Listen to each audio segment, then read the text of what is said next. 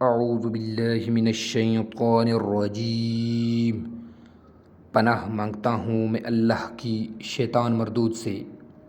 بسم اللہ الرحمن الرحیم۔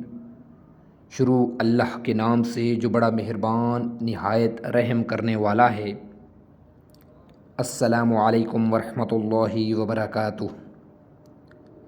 حضرت ابو ہریرہ رضی اللہ تعالیٰ عنہ سے روایت ہے کہ رسول اللہ صلی اللہ علیہ وآلہ وسلم نے فرمایا، 3 قسم کے لوگوں بکاتب جو کہ ادائیگی چاہتا ہو، عفت و پاک دامنی کی خاطر نکاح کرنے والے اور اللہ کی راہ میں جہاد کرنے والے کی اللہ ضرور مدد کرتا ہے۔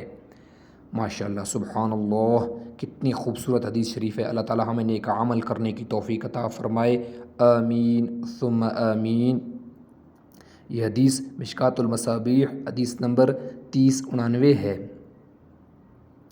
حضرت ابن عباس رضی اللہ تعالی عنہ بیان کرتے ہیں، رسول اللہ صلی اللہ علیہ وآلہ وسلم نے فرمایا، تم نے نکاح یعنی خاوند و بیوی کی مثل 2 باہم محبت کرنے والے نہیں دیکھے ہوں گے۔